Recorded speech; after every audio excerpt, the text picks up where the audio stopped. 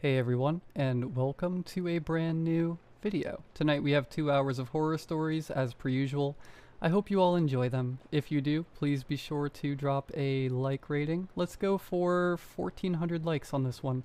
I know that's a little bit high, but liking the video does help out immensely. So if you enjoy the video at any point, be sure to drop one. Subscribing if you are new is also very much appreciated. I do post content just like this as often as I can. Every day I am working on my next video. I wish I could post every single day. With the 2-hour videos, it's not quite possible to do that, but I do post as often as I can. Sit back, do whatever it is that you do to relax. Enjoy the 2 hours of horror stories with no mid-roll ads, except for the ad break after this intro. There will not be any more after that one. And as always, I hope you all have a great night. Good night, everyone. The job is at an immense building in a forgotten corner of the world. Over the last century, the building has been used as a factory, an orphanage, a psychiatric ward, and even a prison. Each time, increasingly horrible things happened to the people in the building, and the landowner gave up trying to repurpose it. However, the area around the land developed rapidly, and the opportunity cost of leaving the land as is became too high. Thus, I was hired to evaluate and renovate the building. The first night after I accepted the job offer and signed the waiver, I walked in and grabbed the clipboard with a list of rules I must follow if I want to keep my life. You know how this goes. Rule 1. Nobody you are interacting with is a living life form. Rule 2. When anyone calls and asks for Fred, you must convince them that Fred is not here. You may tell them anything, but you must never hang up. You are safe once the caller hangs up. Rule 3. Remind the incense man that the morgue is in the basement, but do not show him the way, no matter how much he insists. Rule 4. If you hear a music box start to play, you must locate and close the box before the song ends. Rule 5. If a window opened by itself, toss salt out the window and wait until the hands release before closing it. Then move the wheelchair back to its original spot. Rule 6. When you see them, direct the twins to the experimentation room and tell them the doctor knows best. Smile back. Insert earplugs before the screaming starts. Rule 8. Never, ever speak or write the number of the missing rule. Rule 9. Every night at 9 p.m., mix rat poison with a bowl of dog food and place it out for Fluffy. If Fluffy finishes the whole bowl by 12 a.m., immediately vacate the premises. Rule 10. If you smell smoke, run up to the roof and hide behind the water reservoir tank until it starts to rain. Nowhere else is safe. And do not talk to Martin. Rule 11. Do not look her in the eyes. Though my job was different, there had been contractors who worked in this building because there were generators in the basement that needed to be monitored and maintained. The rules had been passed from one contractor to the next, but I was probably the only person who laughed after reading them. Yes, I laughed. Rules, after all, are made by people who know almost nothing, for people who know even less. Let's say you got this job instead of me. You pocket the sweet advance, and you take in the rules. Every time the phone rings, you rack your brain for the most convincing lies of where Fred could be. He's on leave, he's with a client, he's in Timbuktu with his mistress, and sometimes you even yell until the caller hangs up. But will you ask why that's supposed to protect you? I can tell you. In the early 1930s, Fred was a sensation. He'd spearheaded an innovation that made the factory situated right here generate immense amounts of money and gave hundreds of women jobs. His products were simply divine, like they came from the next era. Everyone wanted at least one of his fancy watches with self-luminous paint. When women began falling dead with radiation poisoning, everyone also wanted answers. Must I remind you that Fred is no longer alive? Your callers are not amongst the living, and you're the one behind this desk now. As for why they're calling, It's because the weakest types of ghosts need directions and an invitation. Let me introduce myself. Properly this time. I am here for a job, but my job is not to follow silly rules made by ignorant humans trying to treat symptoms of a supernatural infestation while surviving to pay the bills. My job is to cleanse the factory and exorcise all the ghosts so my boss can use this land again. Evaluate and renovate, as I said. I started with the easiest task, building a trap for any ghost that wander in looking for Fred. It took almost half an hour to set it up, but I knew any ghost that needed an invitation would be weak and easy to snare. After my setup is complete, I created a new voicemail. Yes, Fred is here. 3rd room on the 2nd floor. Please visit at your earliest convenience. Then I took a suitcase, went down to an abandoned classroom, and spoke the forbidden word. 7. She emerged from behind some crates, dragging herself along the floor. Her legs were spread out in an unnatural angle behind her, like those of a dead amphibian. Her eyes were little black holes, and she was missing some of her fingers. Will you play with me? Her voice was soft, barely audible because of the black yarn pulled through her mouth. Her head, topped with a mess of tangled ginger hair, lolled side to side, and she slowly pulled herself forward towards me. I opened my suitcase. Will you play with me? She yelled at me, angry in a way only a child could be. She was suddenly right next to me. With a sudden burst of strength, she reached out for me. Will you play with me? I let her feel my hand. Her presence was clammy and wet, as if she'd taken her last breath in a pool. I'd love to, but I can't play with you. 7. I'm sorry. The black yarn pulling her lips together began to unravel as her scowl stretched into a grin. Before her mouth deformed into something terrible, I added, He can, though. 7 pulled her hand back. Children, even dead ones, are curious creatures. They're easy to distract and trusting to the point where they appear gullible. She reached for my gift and gasped. Her little body radiated with joy as she ran her hands over the gift I brought her. Light returned to the little black holes that formed her eyes, and she giggled with happiness. I smiled as she read the name on the collar. She hugged her gift. I leaned down. Would you like to leave with Biscuit so he can play with you forever?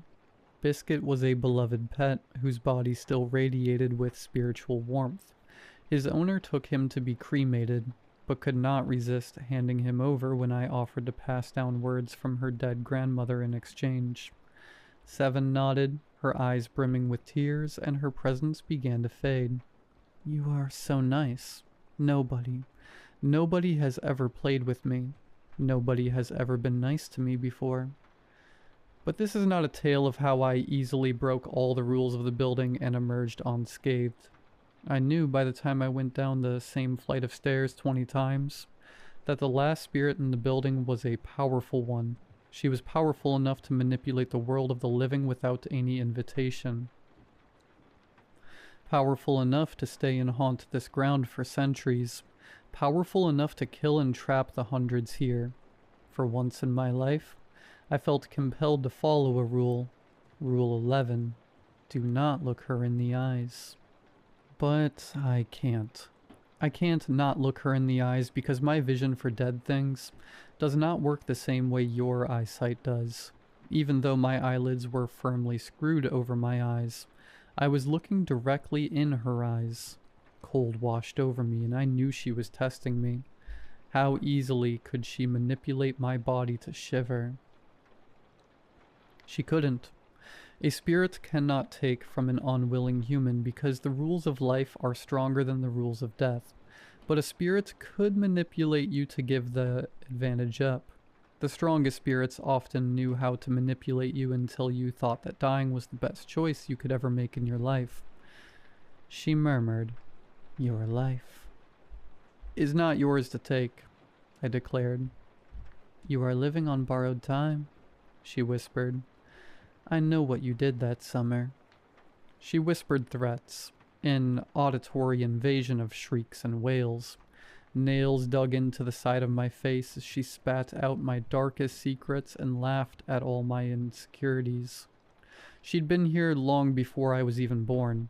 She'd taken many men and women who were far stronger than me. She reminded me that I'd caused the death of everyone I loved. She reminded me I was destined to suffer alone until I passed my curse on to a willing prodigy. Calmly, I told her, "We know where your body is." The most powerful spirits usually derive their power from where their body had been buried. I cannot explain the rules, but if I moved her body or manipulated the environment of her body, she could find herself trapped in torment forever. She could not take anything from me unless I gave permission, but I could feel her longing. Her existence, even now, tormented her. She wanted to be freed, but she did not want to give up. Whatever happened in her life, she died with so much rage, sorrow, and regret that she was able to sustain her existence for centuries. She was the true source of all the horrible happenings of the building, starting when the land was merely a burial ground. I have an eternity, she said, because I'd already entered her trap. She could keep me trapped in the never-ending stairwell while preventing me from manipulating her body. My mortal body will perish. Do you? I smiled. Are you sure about that? You see, I don't just waltz into haunted buildings because I could. I knew dozens of ways to repel ghosts, to reach into the spirit world and tear them apart. I chanted one of the most powerful spells I know. The coldness receded, her presence became less overpowering. Then, one by one, my fingernails popped off. I silenced myself. Her presence sharpened again. A spirit typically cannot take from or harm an unwilling medium, but when I started my chant, I'd willingly established a connection with her. In my decades of dancing with the supernatural, I'd never met a spirit strong enough to resist an exorcism and attack me at the same time. I'd seen plenty of attacks on humans who unwittingly gave permission. There were endless ways you could invite the cursed energy in, but I was trained to resist. Glancing at my bloody fingers, I straightened my shoulder, took a seat on the floor and said, "An eternity, you say? So, how was your day?" My antics caught her off guard. She had an eternity, yes, but we both knew time was of no value to her. I was the last hope for the landowner. If I couldn't exercise his land, the land would simply be sealed off. I'd already sent away the hundreds of souls she'd accumulated over the centuries. Her eternity would become more damned than ever. Her presence stirred, as if she was settling down. We simply existed in the same place at the same time. My soul was already cursed. She could not trap me here even if she killed me here. She'd simply be alone, and, based on how many victims she collected in the last centuries, she was terrified of being alone. She responded, "I want you to listen to my story." So, she wanted validation and a witness to believe her as she shared the horrible ways her life unfolded before she met her end.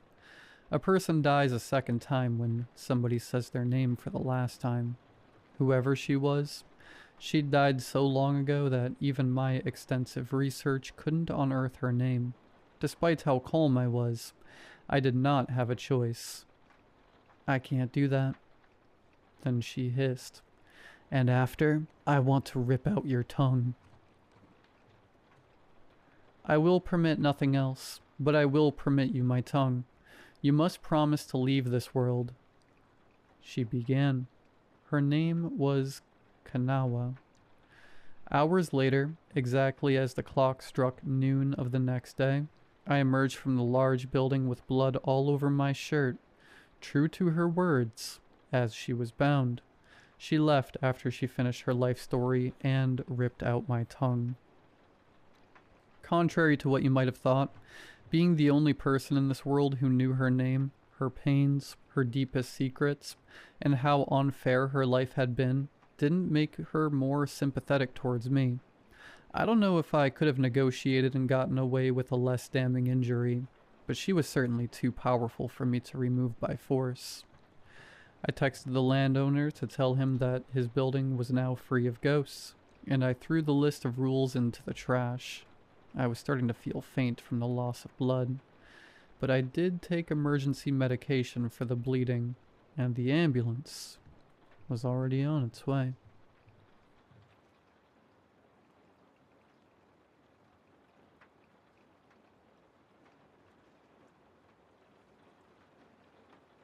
My husband has always talked in his sleep. Nothing creepy at first, just random, half-formed sentences. Stuff about work, grocery lists. Once he sat up and said, "Don't forget the bananas," and then laid back down like nothing happened. It used to make me laugh. About 3 weeks ago, it changed. The first time I woke up around 2:30 in the morning because I heard him whispering. Not mumbling. Whispering like he was trying not to be heard. I thought he was awake and on his phone, so I rolled over to tell him to keep it down. He was facing the wall, completely still. Still whispering. I couldn't make out everything, but I heard one sentence clearly. "She's not ready yet." I froze for a second, then nudged his shoulder. He stopped immediately. Just silence. When I asked him what he was talking about, he sounded groggy and confused. "I wasn't talking," he said. I brushed it off. People say weird things in their sleep. But it kept happening. Every couple of nights I would wake up to him whispering again, always facing away from me, always too quiet to fully understand. Until last night, I woke up because I felt something. You know that feeling when someone is watching you? Not a sound, not movement, just this heavy awareness. My eyes opened slowly. The room was dark except for a bit of light coming from the hallway. My husband was sitting up in bed. He was facing me this time. I couldn't see his face clearly, but I could tell his eyes were open. "Hey," I whispered. "Are you okay?" He didn't respond. He just kept staring at me. Then he tilted his head slightly, like he was listening to something. And that's when I heard it. A voice. Not his. It was faint, like it was coming from somewhere far away. I couldn't make out where. It wasn't in the room exactly, but it wasn't outside either. It sounded like it was right behind me. I held my breath and listened. "Can she hear me?" The voice was quiet. Almost curious. My entire body went cold. I didn't say anything. I didn't move. My husband nodded. Slowly. "Yes," he whispered. My heart started pounding so hard I thought I was going to pass out. I hadn't said a word. The voice spoke again. "Does she know?" He shook his head this time. "No," he said. "Not yet." I couldn't take it anymore. I reached out and grabbed his arm. The second I touched him, he collapsed back onto the pillow like a puppet with its strings cut. Dead asleep. I turned on the lamp so fast I nearly knocked it over. He looked completely normal, breathing steady, eyes closed. I didn't sleep the rest of the night. This morning I asked him if he remembered anything. He laughed it off. Said I probably had a nightmare. But here's the part I haven't told him yet. I checked the hallway camera this morning. We have one set up because of a break-in last year. At 2:37 a.m., right around when this happened, the camera recorded something. The hallway light flicked on by itself. And then for about 10 seconds, the audio picked up whispering. It wasn't my husband. It wasn't me. And right before the clip ends, you can hear him clearly from inside the bedroom, answering it. "If she wakes up, you have to leave."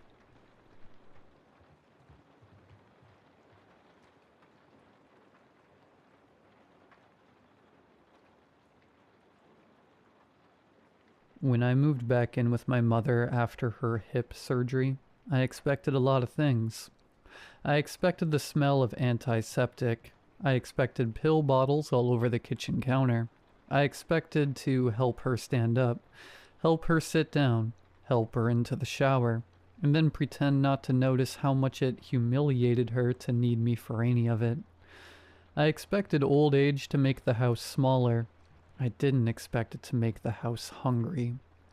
The first thing I found under her bed was a peach skin.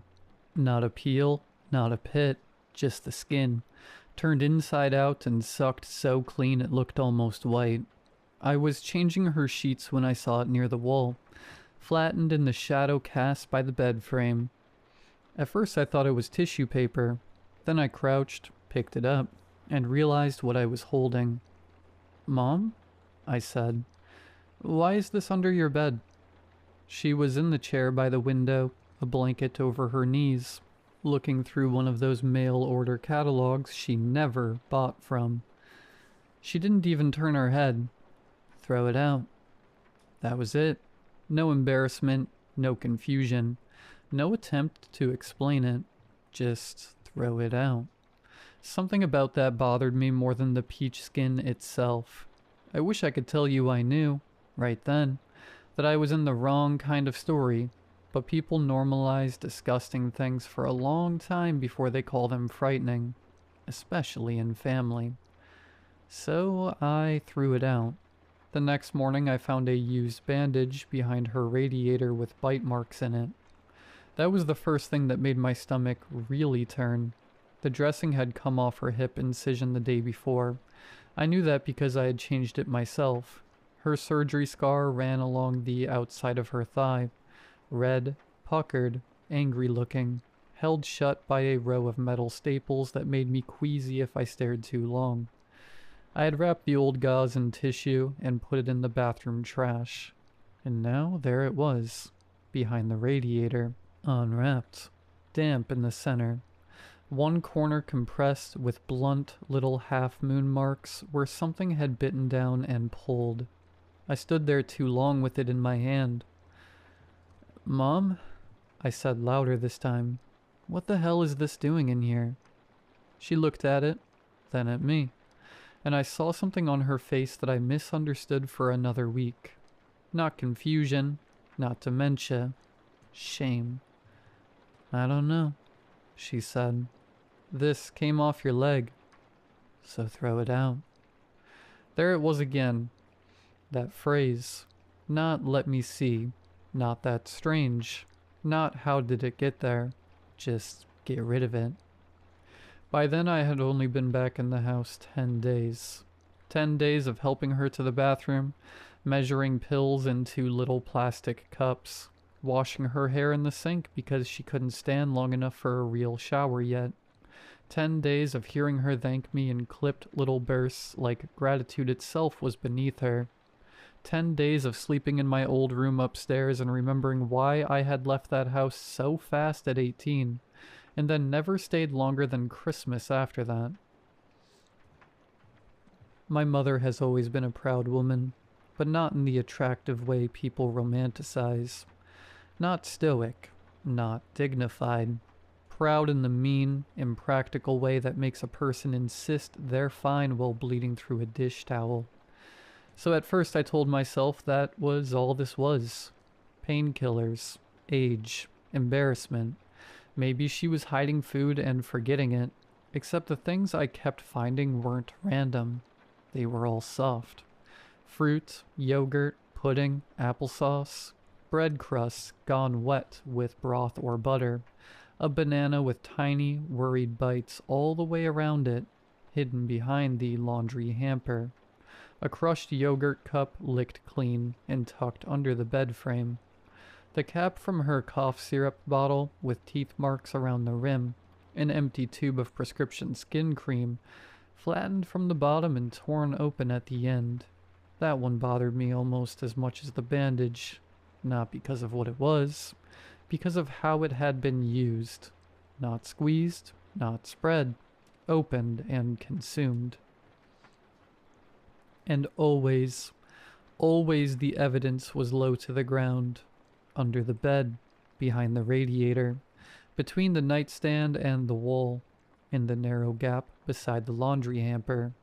Never on the dresser, never on the bedside table, never in a place that suggested an old woman had simply dropped something and forgotten it. It was all down near the floor, like whatever was taking it didn't want to be seen standing up. That was the point where I started checking her room at night. At first, I did it under a respectable excuse. Water refill, medication check, making sure she hadn't tried to walk to the bathroom alone. Then I stopped pretending to myself. I was searching, under the bed, behind the dresser, the bathroom trash, the laundry basket, inside the nightstand drawers. The room itself began to feel wrong to me in ways I couldn't explain cleanly. It was always warmer than the rest of the house, even with the heat turned down. My mother refused to let me crack the window, even when it smelled stale in there. She insisted on keeping the TV on low through the night, though she always claimed it disturbed her sleep. The sour smell in the room got worse after midnight. Not stronger, exactly. Closer. One night around 1:30, I woke up because I heard chewing. It came through the floorboards first. A wet, patient sound. Then a pause. Then another.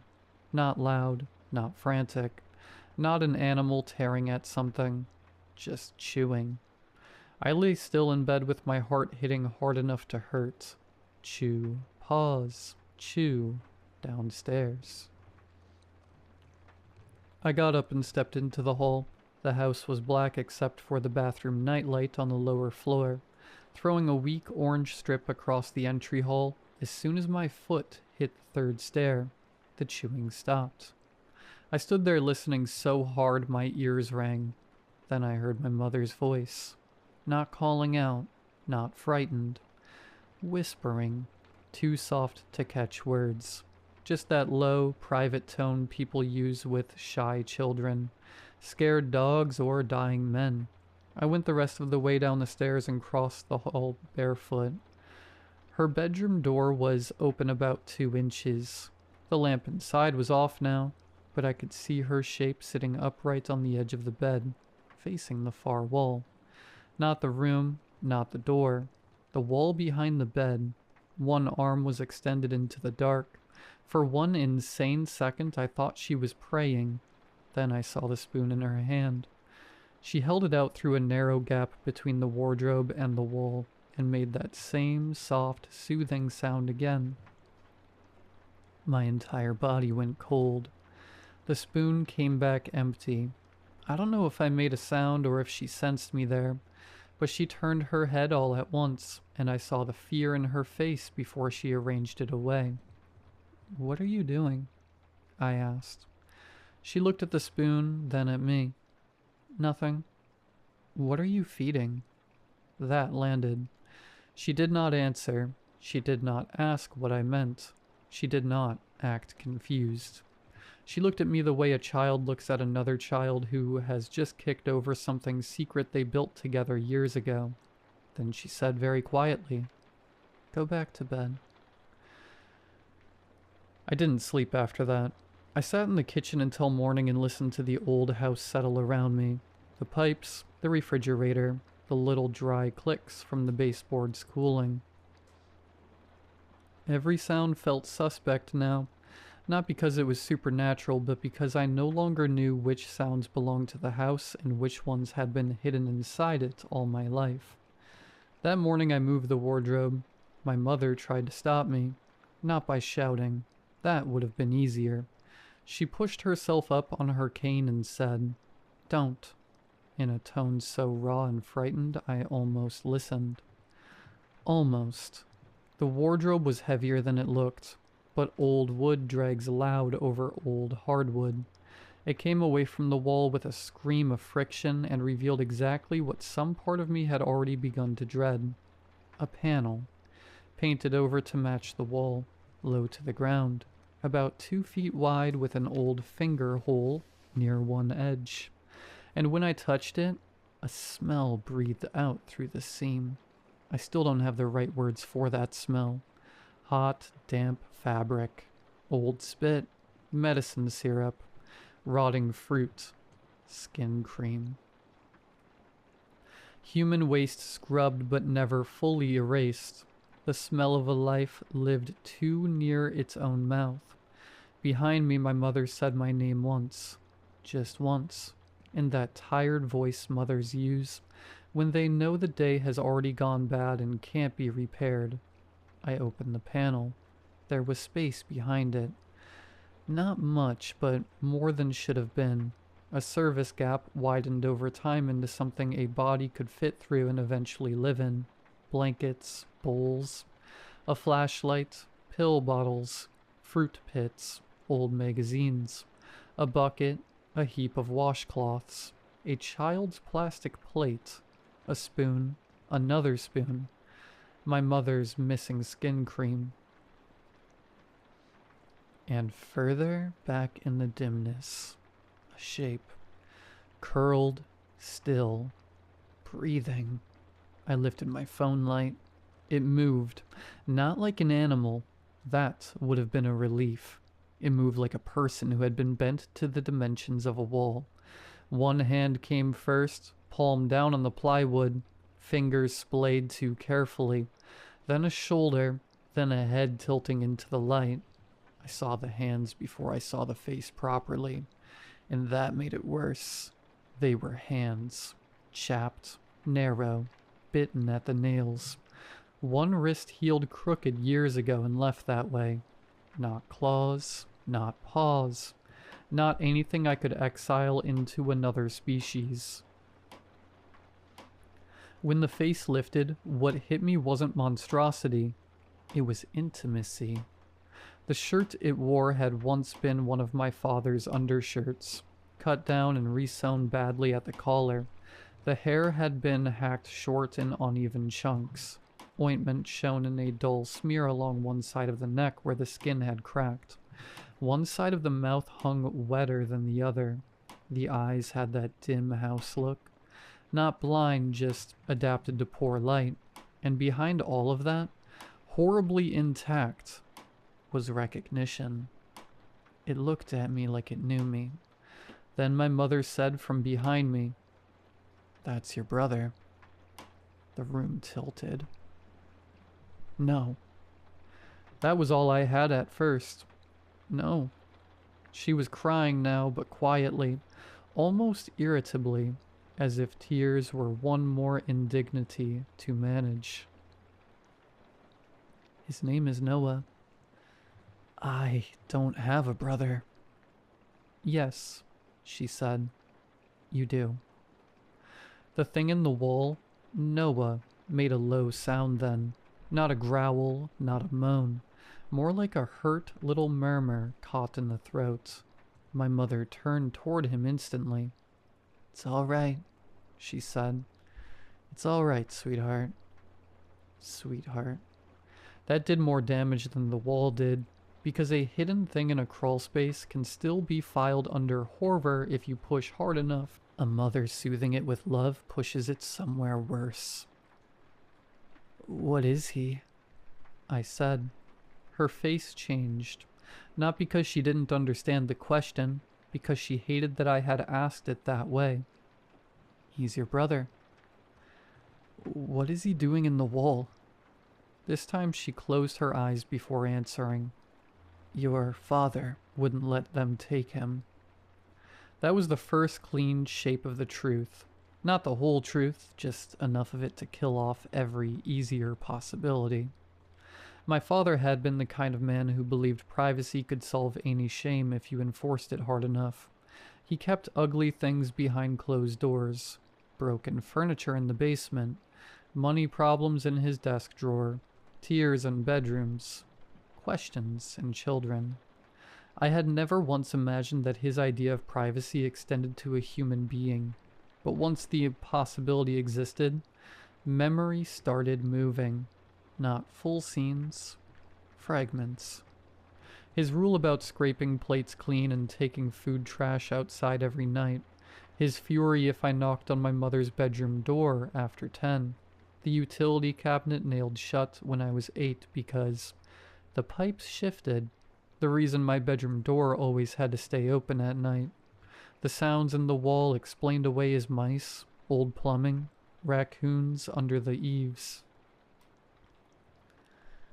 "You knew enough when you were little," my mother said. I stared at her. "What does that mean?" "You used to leave him food." The room got very small. "No." "You did." "For what?" She looked at the opening. "Because you heard him crying." And just like that, something came back. Not story, not even language. Just a child's gesture. A paper towel folded around sandwich crusts. My hand sliding it across the kitchen floor toward the laundry door. A pause. A wet little sound from the other side. Then running away before I had to think about what I had done. I put one hand on the wall to steady myself. Noah was still watching me from the dark.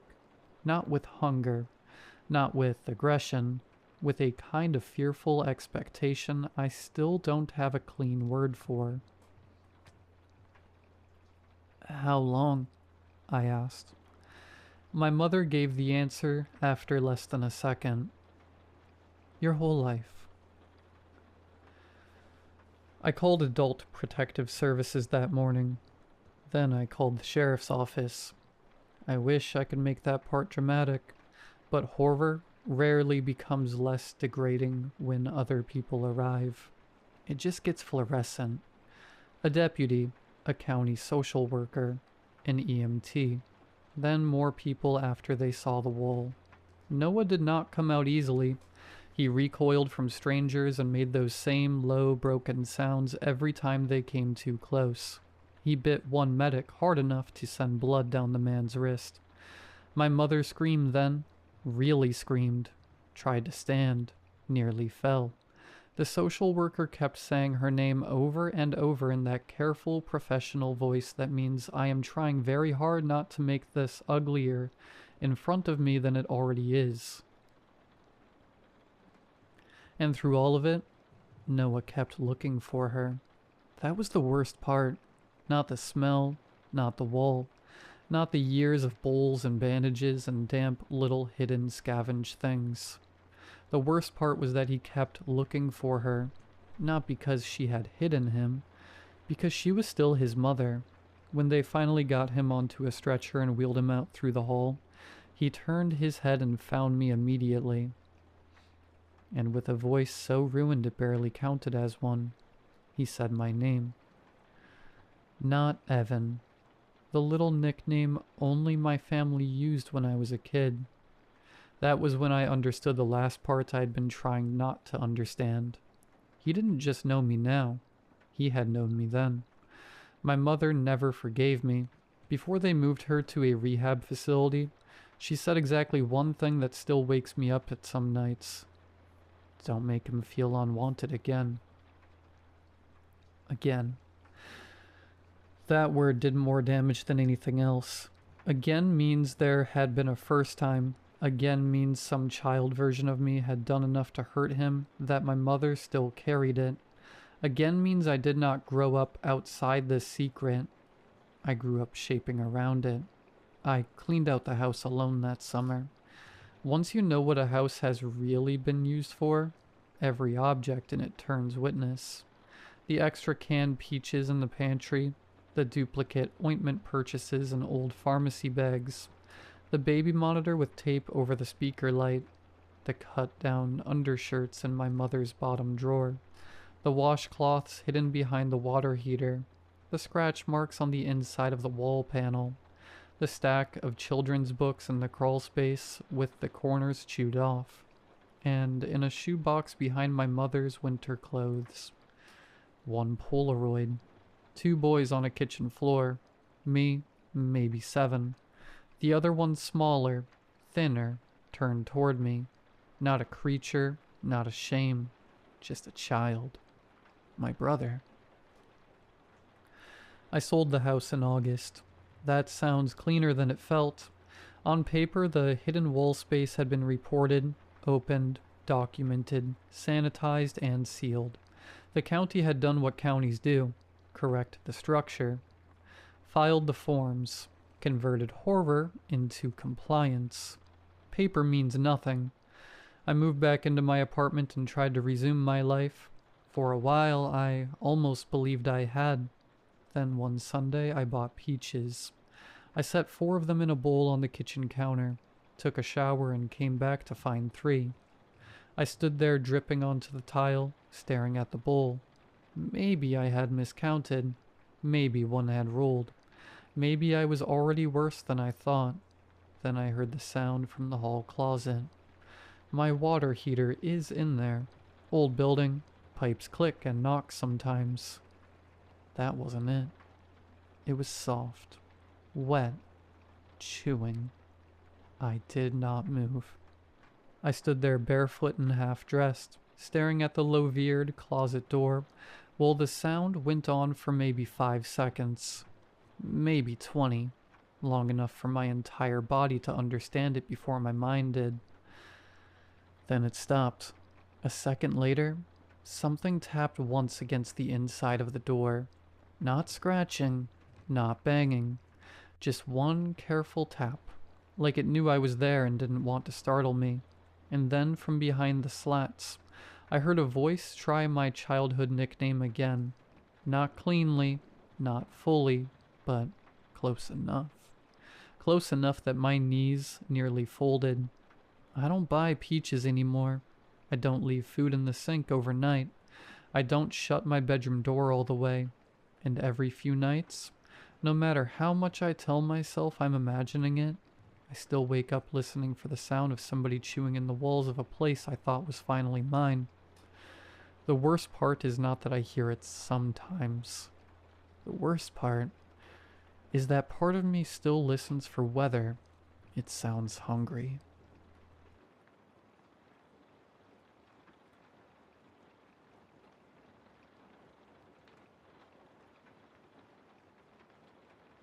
I work at a funeral home in a small town on the Washington coast called Gravesend, and I can't keep it to myself anymore.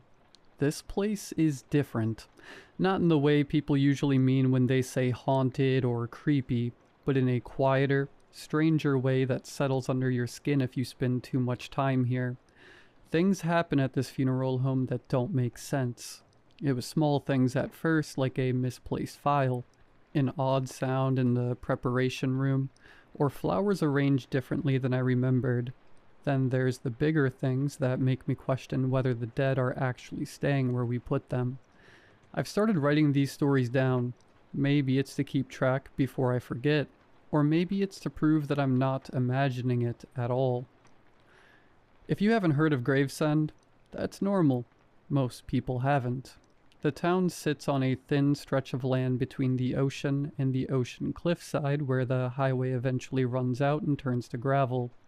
If you keep driving past that point long enough, the road narrows, the fog gets thicker, and eventually you are here whether you meant to be or not. The funeral home sits at the very edge of town, which is fitting, I guess. Most people only end up there once. People imagine funeral homes are unsettling places, but the truth is they're usually very calm. The dead don't cause problems. The living do that well enough on their own. I started working here just 3 years ago after moving back to my hometown, and sometimes I think about my old roommate, Elsie, back in my college dorm building, daring me to see what was behind locked doors and forgotten rooms. I laugh now because the only doors I open are to preparation rooms and mausoleum crypts, and the things I find are far stranger than anything she could have imagined. My boss, Martin, has owned the place for decades, and mostly lets me handle the day-to-day stuff like the paperwork and preparation room, and whatever other odd jobs need doing when families aren't around. It's quiet, predictable work, save for the few odd things here and there. A fog rolled in early that afternoon, the kind that drifts all the way up the cliffside from the water and settles over the town until the streets look like they're fading into nothing about 50 yards ahead of you. By sunset, the whole place felt muted and gray, like the world had been wrapped in cotton. The body arrived just after sunset, a man in his late 50s who died in the hospital about 20 miles inland. The hearse pulled in just after 7. I stepped outside to help unload the body bag, the damp air carrying that familiar smell of salt and wet leaves from the forest behind the building. The driver handed me the paperwork while we wheeled the stretcher inside, through the preparation room doors. Heart attack, according to the paperwork. That part wasn't unusual. What was unusual was the name, because I recognized it immediately. The pen stopped moving in my hand. You see, Gravesend is a small enough town that you eventually learn most of the names that come through the doors, and some of them stick with you longer than others, especially when you're the one who helped bury them. The man's name was Daniel Crow, and just last year I stood beside the grave when Daniel was lowered into the ground. I remember it clearly because it was my first funeral that I had a small hand in arranging, and it rained the entire time. Cold, steady rain that soaked through my coat while the priest rushed through the service and the family huddled under umbrellas that kept turning inside out with the wind. I remember the coffin with its dark wood and brass handles, heavy enough that the pallbearers nearly slipped on the wet grass. And I remember standing beside Martin, watching the lid disappear beneath the edge of the grave. So when I saw the name on the paperwork, my first instinct was that there had to be some kind of mistake. Gravesend isn't large, but coincidences aren't impossible. Most of the time when a family name appears on a death certificate, it belongs to someone you've seen around town for years. A neighbor, a former teacher, the owner of the grocery store you've been shopping at since childhood. But the odds of two men with the same name, the exact same birth date, and the exact same hometown both ending up on our preparation table seemed unlikely enough that my stomach began to tighten almost immediately. Still, paperwork gets mixed up. Hospitals make clerical errors. It wouldn't have been the strangest administrative mistake I'd ever seen.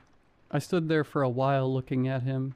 He looked ordinary, pale, still, and a little thinner than I remembered. Maybe. But time does that. Eventually I went upstairs to check our files. We keep physical records going back almost 50 years in a narrow room behind the chapel. It took me about 10 minutes of sifting through the dusty binders and yellowing paperwork to find it. Crow Daniel. A year ago, buried at North Briar Cemetery, plot C14. Everything was in order: his death certificate, service documentation, burial permit. I carried the folder downstairs to Martin, and he read through it slowly while I stood beside him, trying not to let my hands tremble. He glanced up at the body on the preparation table and finally said in his usual calm, measured voice, "I thought he looked familiar." "You remember him?" I asked. "That was the rainy service," he replied. I swallowed hard. I checked the records. He was buried in Section C last year. Martin rubbed his forehead. "Maybe the family moved him." I offered, hoping for the mundane explanation to be true. "No request ever came through here," he said. We went through with the viewing as scheduled. The family didn't seem to notice anything out of the ordinary, though I caught myself glancing at the urns and caskets as if one might suddenly vanish before my eyes. And when the burial came, the rain had started again, heavy and gray. The grave chosen for Daniel Crow lay in Section C, and I instinctively knew where his original grave was, only 20 feet away. My heart thudded as we approached, the fresh soil dark against the green grass. The headstone from a year ago stood silently, granite slick with water, and the engraving was exactly as I remembered: Daniel Crow. I tried not to focus on it, on the fact that it looked untouched, exactly as it had been when we first buried him. The pallbearers lowered the coffin into the new grave while the priest murmured the short service. and I felt an irrational sense of wrongness settle over me, like watching a duplicate layer of reality overlap the one I had accepted. After the family left, when the fog had thickened and the cemetery gates had closed, Martin suggested we check the original grave. I followed him through the mist, the path barely visible, the trees looming overhead. Digging was slow work, the soil soft but tangled with roots and stones. My fingers ached, but worse was the creeping sense that the night was watching, that some quiet awareness in the town itself had noticed our intrusion. When the coffin surfaced, I saw what I had feared. Empty. No body, no clothes, no bones. Only a thin layer of soil that had fallen through the seams, disturbed by nothing we had done. The faint scent of earth and decay, and the sound of rain on the trees filled the silence around us. Martin leaned on his shovel and let the lid fall back into place. Neither of us spoke for a long time. Finally, he looked toward the freshly dug-up grave, then to the fresh grave from earlier in the day and mumbled, "Well, I suppose we'll find out soon enough." I shivered, wet and cold, thinking not just about the body but of everything I'd come to notice about Gravesend in the years since returning. The fog that settles over town and seems to hide more than just the ocean of the cliffside. The quiet insistence of the town that some things remained undisturbed. The subtle way residents always seem to know more than they say. "Find out what?" I asked. Martin's gaze lingered on the new grave. "Whether he plans on staying put this time," he said. I stood there feeling the weight of it, the creeping certainty that Gravesend has rules, and even when you follow them perfectly, the dead might still have their own plans. And I thought back briefly of Elsie at my old college apartment and how she used to dare me to explore abandoned places with her. Somehow, being here in the fog, surrounded by graves, I realized Gravesend itself was the kind of place even she wouldn't have dared to enter. I don't know what's happening here, or why some of the dead don't stay buried, but I do know that I can't ignore it anymore. Every day the funeral home brings something new, something that doesn't fit with what we understand about death and burial. I'm just trying to make sense of what's happening here in Gravesend, and maybe writing it down will keep me safe, or at least sane. Either way, I'll keep writing down my stories and sharing the strange things that happen behind the doors of this funeral home, at the edge of the world.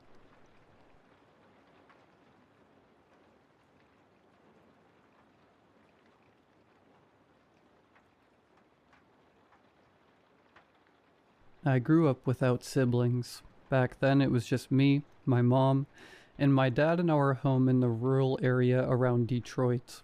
My parents always tried their best to give me every opportunity, even though money was tight, and they did a pretty good job. I'm now the owner and founder of a fairly successful construction company, living my best life with my beautiful wife and our 2 daughters in a 2-story home. My father passed away a few years ago, so my mother had been living alone in the house where I grew up. As she got older, she began having more and more difficulty taking care of everything by herself. Since I couldn't always be there to help her, I finally convinced her to sell the house and move into a beautiful, highly rated retirement home in East Detroit. I thought I had made the right decision. Professionals could take care of her, and I could focus on my business and my family. But the day she moved in, her health began to decline rapidly. I started receiving calls from the nurses and doctors almost every week. They told me her mental state was worsening, that she refused to eat or take her medication. But the worst part, the part that made my stomach turn, was what they told me about her nights. Every morning, they didn't find her in her bed. They found her sitting inside her closet, awake, shaking, crying. When they asked her why she kept doing that, she always refused to answer. She would just tell them to leave her alone. So I went to visit her. When I asked her directly why she was getting into the closet every night, she looked at me with tears in her eyes and said my father wouldn't have wanted me to put her there, that she wanted to go back to her old house. Then she broke down crying and told me to leave. On the drive back, my thoughts were racing. One idea kept forcing its way to the front. What if the staff was mistreating her? It would explain everything. Her fear, her silence. So I did something I thought was justified at the time. I stopped at a Walmart and bought a baby monitor. Later that evening, while my mother was having dinner, I slipped into her apartment and set it up in the corner of her bedroom, aimed directly at her bed. Then I left, went home, had dinner with my family, and tried to get some work done. Around 9 p.m. I checked the monitor. Everything seemed normal. My mother got into bed, turned off the light, and went to sleep. Nothing unusual. I left the feed running in the background. About 2 hours later, something changed. My mother suddenly jolted awake. She didn't move at first, just lay there staring at the door, completely still. Then, without warning, she sprang out of bed. Not like someone waking up, like someone was forcing her. She rushed to the closet, climbed inside, and slammed it shut. I stared at the screen, my heart pounding. After a few seconds, I grabbed my keys and drove. The streets were empty. I got there fast. When I entered the building, the reception desk was empty. No staff in sight. I ran to her apartment, unlocked the door, and rushed straight into her bedroom. Then I went to the closet. I opened it. There she was, curled up, shaking and crying. I asked her what was going on, what she was doing, why she was acting like this. She slowly raised her hand and pointed behind me to the bed. Only then I saw the pale and hairless humanoid creature sitting on her bed, looking at us.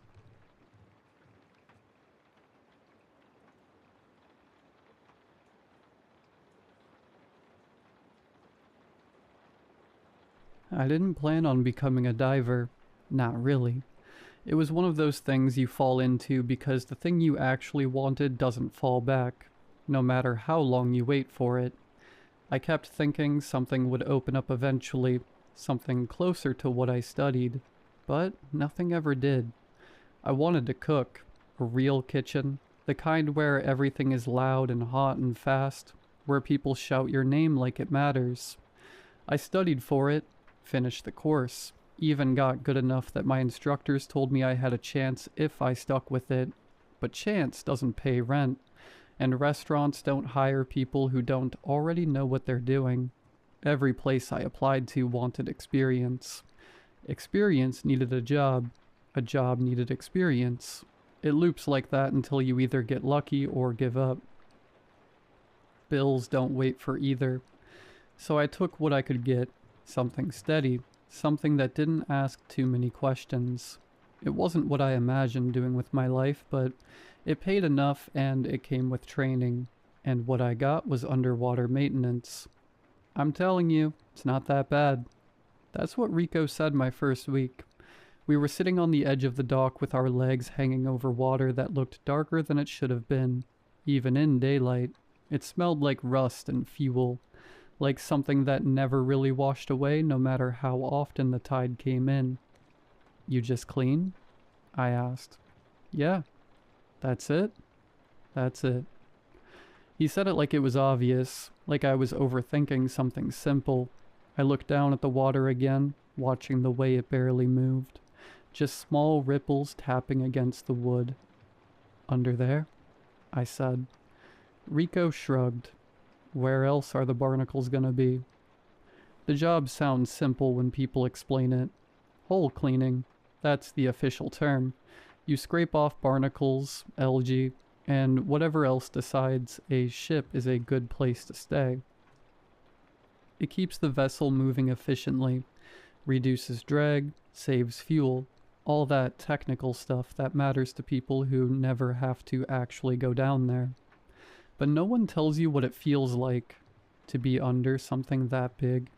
The first time I went down, I genuinely thought the ship was going to fall on me. I know that doesn't make sense. It's buoyant. It's supported by the water. By physics that doesn't suddenly stop working because you're underneath it.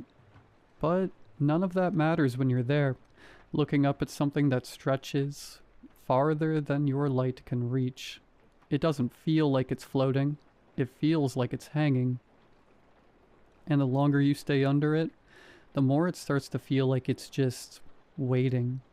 You'll get used to it, Rico said through the comms during that first dive. I'm not used to it, I said. You're alive, right? Yeah. Then you're getting used to it. The early jobs were easy. Dock work mostly. Shallow water, murky but manageable, with enough light filtering through that you never felt completely cut off.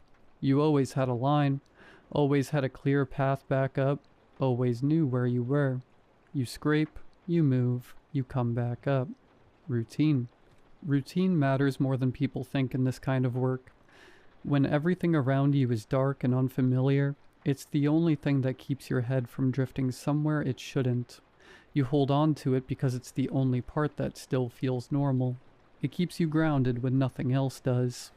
About 3 months in, I got my first open water assignment. It was a cargo ship, big enough that it didn't make sense to bring it into port just for cleaning.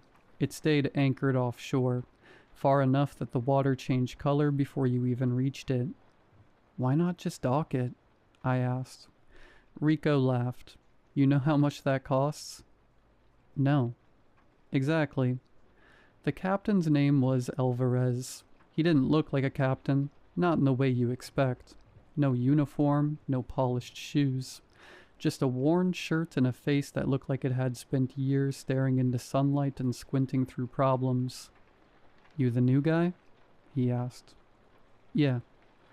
He looked at me for a second longer than necessary, like he was checking for something specific. You panic?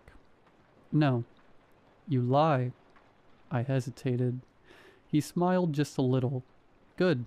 Means you think first. The water out there was different. It wasn't just darker in color, like the light couldn't reach as far. It felt heavier somehow, like it had weight to it. The kind of weight you don't notice until you're already inside it, and by then it's too late to compare it to anything else. You'll be fine, Rico said while checking my gear. Same as always, just deeper. How deep? 40 meters, give or take. That's not same as always. He tightened one of the straps and tapped the tank. Relax, you've trained for worse. Training's not real, I said. Neither is panic, he replied, until you make it real. The first descent felt normal enough. Cold hit first, then pressure, then that narrowing of vision as your world shrinks down to whatever your light touches. I kept my breathing steady. In, out, in, out. Comms check, Alvarez said. Loud and clear. You reached the hull yet? Almost. The ship didn't appear all at once. It never does. It starts as a shape, then a shadow, then something that blocks out the little light you had left. Then suddenly it's just there. Steel, endless and quiet. Jesus, I muttered. Big, right? Rico said. Doesn't feel real. It is. Start on the port side. I turned on the scraper and pressed it against the hull. The vibration traveled up my arm, familiar enough to settle me. Barnacles cracked away in clusters, breaking loose like they always do. That part felt normal. Time passes differently when you're down there. You don't have much to measure it by. No real sense of change beyond your own breathing and the steady rhythm of your work. After a while, it stops feeling like time at all and starts feeling like you've just been there longer than you should be. How's it looking? Alvarez asked. Standard build-up, I said. Nothing unusual. There was nothing unusual about it. At least, that's what I told them when they asked, and what I told myself while I kept working. It stayed that way long enough for me to believe it. Then I saw the first patch. Small, clean, too clean. Did someone start this already? I asked. No, Rico said. You're first down there. I ran my glove over it. It wasn't scraped. It didn't have the roughness you expect from metal that's been cleaned. It felt worn. It's probably current, Rico said. Water hits certain angles harder. It made sense. The explanation fit cleanly, like something I could hold on to if I didn't think too hard about it, but it didn't feel right when I was actually there touching it. I moved on anyway. That's the thing about this job. You learn to ignore what doesn't fit as long as it doesn't stop you from working. Then I heard something. Not loud, not clear, just enough to notice. "Did you hear that?" I asked. "Hear what?" I listened again. Nothing. "Don't chase sounds," Alvarez said. So I didn't. But I started noticing more. The barnacles weren't random anymore. Some of them formed lines, loose patterns that didn't feel accidental. The clean patches appeared more often, spaced out like gaps between something I couldn't quite see. It didn't feel empty down there. I've been in dark water before, and there's a difference between empty space and something that just looks empty. This felt like the second one, like something was there even if I couldn't see it. I kept working anyway. Routine. That's what I told myself. Until I found the marks. They were larger than the patches, deeper than anything that should have been caused by current or debris. They looked like something had pressed against the hull over and over again, leaving shapes that didn't quite match anything I knew. "Pull back," Alvarez said. I did, and for a second I thought they moved. I told myself they didn't. I told myself a lot of things. When I came back up, I didn't argue when they told me to go down again, because part of me already knew something was wrong. The second dive is worse. You don't have curiosity anymore, just awareness. You know what you saw, and you know you're going back to it. I dropped again. Cold, pressure, dark. The hole came back into view and so did the patches. "Do the section you skipped," Alvarez said. I didn't want to, but I did. The scraper didn't catch on it. It slid like there was nothing there to move. Then something tapped from the other side. Not loud, not aggressive, just there. I froze. "That's not possible," Alvarez said. But it happened again. I touched the surface again, but this time it didn't feel like metal. It felt like something in between. I told myself it was residue. I told myself it was anything else. Then I found the part that was peeling. Layers lifting like something underneath was pushing outward. I touched it. It bent too easily. And underneath, there wasn't just darkness. There was depth. I leaned closer, and for a moment something inside shifted. I didn't understand what I saw. I don't think I was meant to. "There's something in there," I said. "Come back up," Alvarez replied immediately. This time I didn't hesitate. I turned and grabbed the line. Halfway up it went tight. Not tangled, not caught. Held. I didn't move after that, not because I was told to, but because something in me just locked up completely. It felt like moving would mean acknowledging something I wasn't ready to understand yet. "Cut the line," I said. They argued. Then they didn't. The tension vanished and I went up fast. Too fast. Something followed. It didn't rush or panic. It didn't move like it needed to catch me. It just stayed behind me at the same distance, like it already knew I wasn't getting away. I didn't look back on the way up. Every part of me wanted to, just to confirm what I already felt was there. But I knew that would make it worse. Some things are easier to deal with when you don't give them a shape. When I surfaced, I told them the truth. "It wasn't stuck," I said. "Something was holding it." They didn't argue. That was the worst part. We left after that. I quit 2 days later. I didn't give a reason. They didn't ask for one. It should have ended there. It didn't. Last week I saw the ship again. Docked. Clean. Too clean. I walked closer before I realized I was doing it. Something about it pulled me in like unfinished business I didn't want but couldn't ignore. I looked over the edge. The patches were still there. More of them now. Spaced out. Deliberate, like gaps. Or space. And as I stared, one of them shifted slightly. Just enough to notice. Just enough to understand. I left immediately.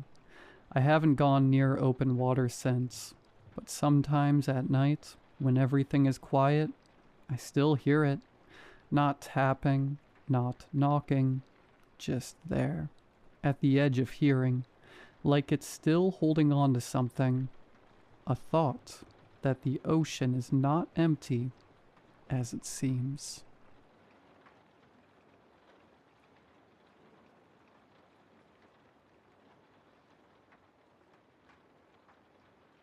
If you're reading this while sitting on a train, do me a favor.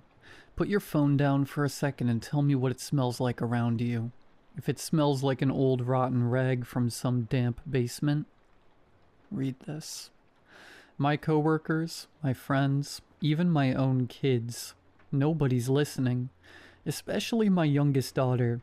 She's dead certain I'm just a cranky old geezer with a case of job brain. Jokes that I've got early onset senility, and tells me it's time to see a shrink or just pack it in and head to the nursing home. Look, I'm barely in my 50s, and I'm sure not ready for the rocking chair yet. Well, my gut has almost never steered me wrong, and right now, my gut is screaming. That's why I'm writing this before I leave. My job is to warn you. After that, do what you want. You've seen this new subculture, or whatever the hell they're calling it lately, right? The one spreading through the city like a rash. Look at them. I mean, really look at these kids. Let me explain. See, I work security for the subway, standing by the turnstiles, watching the scanners bark and seeing the same tired faces. My job is to keep an eye on the gates, making sure nobody hopped the turnstiles or brought anything through that didn't belong. It was only supposed to be a temporary job, something to ride out the crisis, but I just stayed.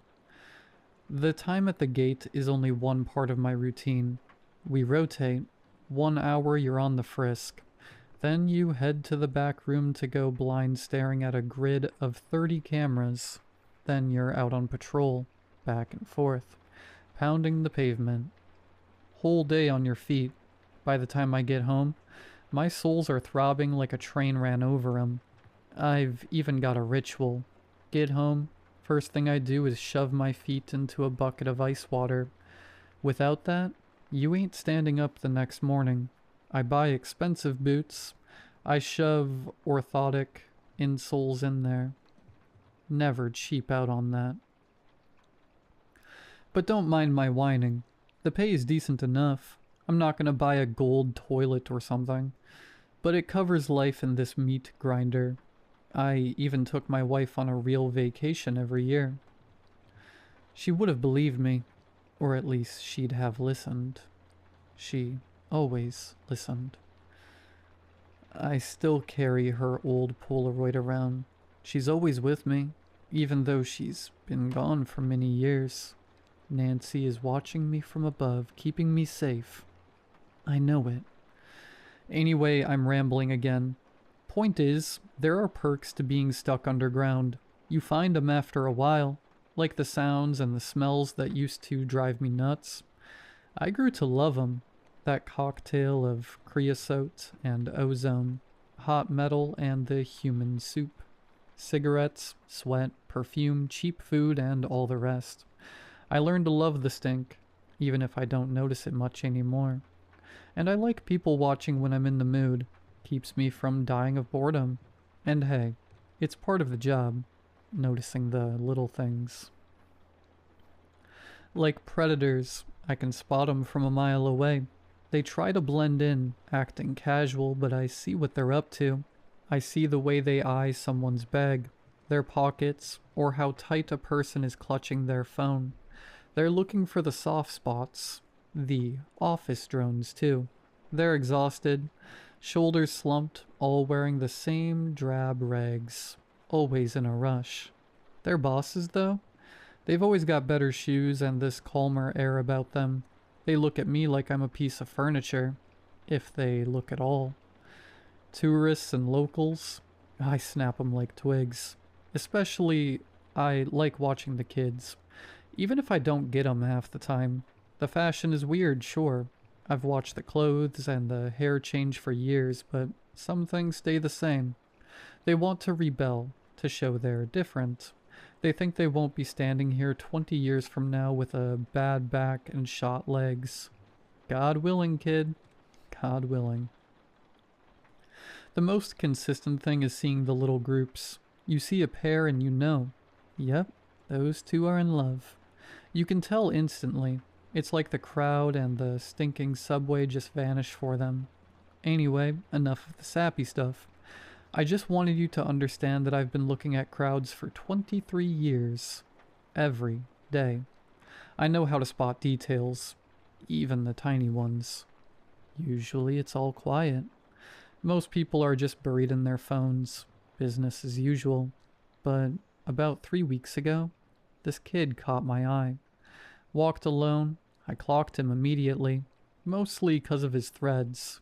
He was one of those alt types. Plenty of them around, but this kid, he looked like he'd fought a dumpster for his hoodie and lost. Filthy, covered in stains. Who knows what color it used to be. Gray, maybe. Hood up, greasy, matted hair sticking out. Hands buried in his pockets. A junkie, I figured. Dead ringer. His eyes were pitch black. Full-on sclera lenses covering the whites. Face was pale as a ghost. Covered in these bumpy piercings. I remember giving my youngest, Laura, hell for that kind of crap when she was little. Glad my girl grew out of that phase. Anyway, I marked the kid but didn't stop him. You see plenty of weirdos down here. Jump on every one of them and you're fast-tracking your own pink slip. When he hit the gate, I made my move. Just a casual stroll, like I'm doing my rounds. No bag on him, and his look wasn't like the usual threats I've seen. He was calm, too calm, walking steady, straight. As he passed, I took a sniff. None of that typical junky chemical funk. It was more like a basement smell, like the cellar at my cabin, damp, moldy, with a hint of a dead rat somewhere under the floorboards. Pure rot. Garbage notes, too. Spoiled food. But here's the thing. The hair on the back of my neck stood straight up when he went by. No idea why. Kid passed. I tracked him on the cams. Sat down, rode his stop, got off. Normal. No incidents. I probably wouldn't have given him a second thought if he was the only one. The second one, I remember her like it was this morning. Next day, early shift. She was wearing an office suit that didn't fit her rebel vibe, or those black scleras at all. She walked straight, looking straight ahead. Didn't glance at the crowd, just a steady, focused glare. No bag, no deep pockets. On her white blouse, there was this weird yellowish stain, like someone had puked a long time ago and tried to wipe it off. She was clutching a wilted rose with both hands. Her nails were incredibly long, probably manicured, grayish black. And that same trail followed her. I thought right then, are she and that kid hanging out in the same stinking basement? They were too similar to be a coincidence. And get this. When she was close, I started breaking down her perfume in my head. Rot, trash, dampness. And then that one note. My son has this stinking bizarre cologne. He calls it niche. Says I wouldn't understand. He spends half a paycheck on that crap. The perfume was called something stupid like Corpus Fluid Zero or whatever. You know the stuff. Smells like spit, urine and milk, and all kinds of weird animal business. That's how she smelled. Like she'd climbed out of a cellar, dug through a dumpster, and then doused herself in that stuff. And no, it wasn't your regular homeless combo. It was really something else. Anyway, I couldn't let her pass. "You okay, miss?" I said, stepping into her path. She stopped and looked me in the eyes. God, I felt it then. Every hair on my body stood up. Every molecule was screaming at me to run. Just run. But I've been doing this a long time. I'm the law here. It's my duty. So I kept my cool and braced myself. The girl smiled, but just with her lips. A smile like she was wearing braces or something. She didn't answer. She just stood there, staring at me and smiling. Marcus was on shift with me. He's a cop, and he stepped up immediately to see why I'd stopped her. "Miss? Officer Marcus, Transit Police." Oh, how happy I was when Marcus caught the vibe and moved in. "My colleague here has a question. Are you all right? Do you know where you are?" The girl just kept standing there, smiling. Now she was drilling her eyes into Marcus. I had a good look at her then. Filthy blonde hair. Hadn't seen a shower in a long time. That stench she was wrapped in killed any appetite I had for lunch. And those weird bumps on her pale skin. I thought it was piercing work or something, 'cause they were all the same size and perfectly round. Not acnes, but bumps under her skin. "Miss, I'm gonna need to see some ID." Marcus was already tapping something on his tablet. She pulled out a card. The plastic was chewed to hell, stained and yellowed. Marcus took it with 2 fingers, looking disgusted, and started punching it into his device. She just stood there, staring at him, clutching that rose in one hand while twirling a greasy lock of hair with the other. I saw Marcus's face twitch. A shiver. "Seems everything's in order, miss. Sorry for the trouble. Have a good day." She took her card back and shoved it into the pocket of her filthy, dusty, crumpled skirt. I was surprised, to say the least. She just started walking toward the escalator, steady, confident pace. I was a one giant goosebump with no reason, but at the same time I felt sorry for her. Even though my jaw was aching the whole time she was near me, I figured she was just some kid in a bad spot who needed help. I thought that right up until she stopped before stepping onto the escalator. She looked back at me one more time before vanishing into the crowd, and gave me this wide, wide smile. Those weren't braces. Not braces. It was several rows of sharp teeth, like a shark's, sticking out like jagged cliffs. I thought for sure I'd gone crazy right then, but Marcus saw it too. He was standing there, pale as a sheet. Said that formally everything was fine. ID checked out, but he felt exactly what I felt. That overwhelming urge to drop everything and run as far as his legs would carry him, and an urge to let her go. The cameras showed everything was fine. She got off at her stop, rode in a packed car, standing like a sardine. Nobody paid her any mind. Nobody had questions, except me and Marcus, who didn't want to talk about it after we checked the tapes. He didn't show up for work after that. Then it got worse. The next day, I saw 2 more of them, dressed differently, but all wrong. It's spring, but one of them was in a heavy winter parka. The clothes were okay, but totally out of season and old-fashioned. The second one was dressed like a food delivery courier. The only things they had in common were the black scleras, nails and pale skin with the bumps, the smell and no gadgets. The guy in the parka was holding a newspaper. The courier didn't have a bag. He was carrying a small metal lunchbox. We only stopped the courier because of the box, and because I insisted. Both passed the check and moved on. The duty cop didn't even care. When I asked him, like, "Don't you see how weird this is?" He just said something like, it's just the fashion these days. They're fine."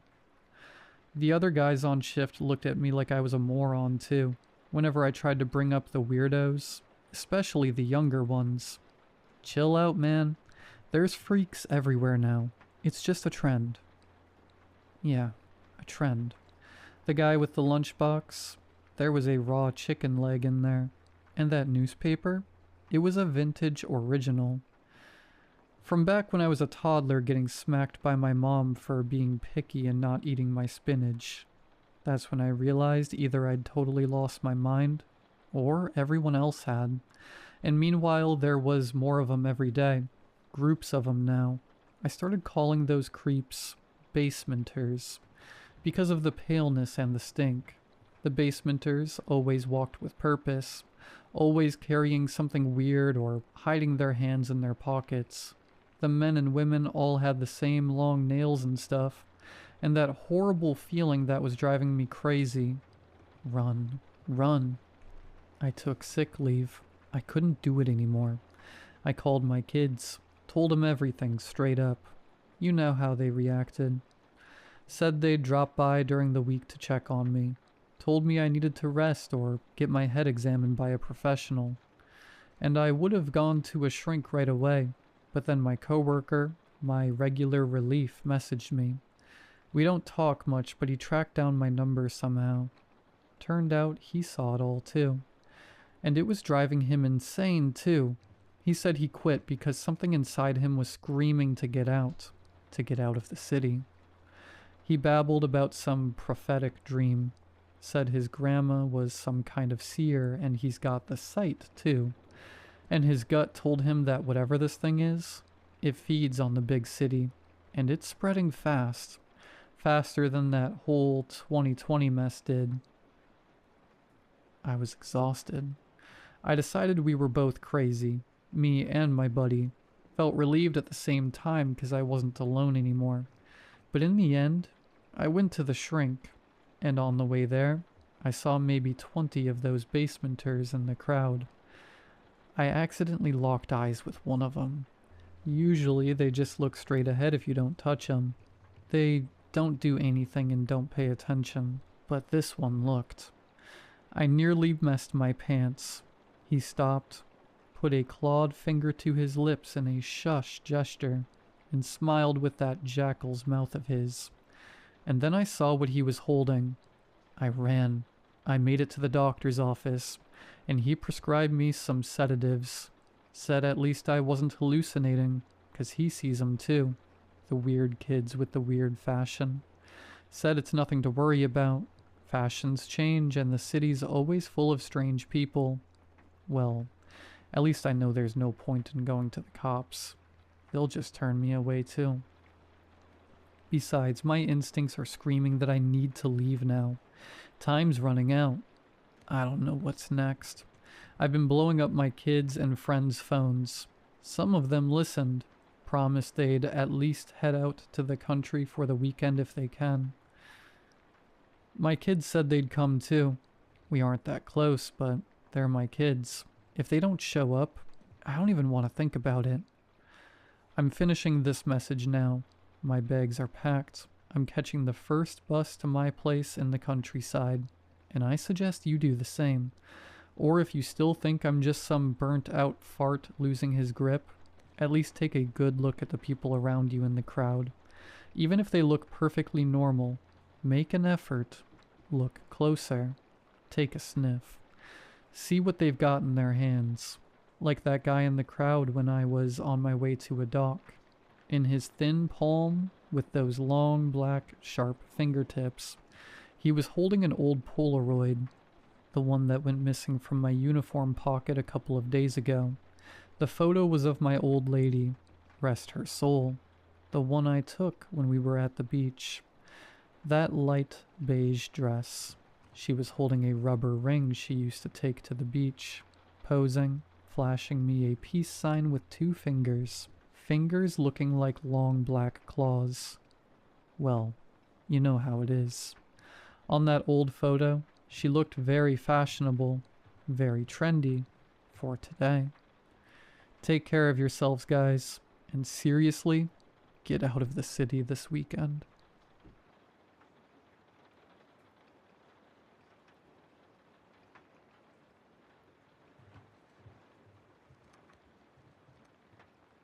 I thought she needed help when I first saw her.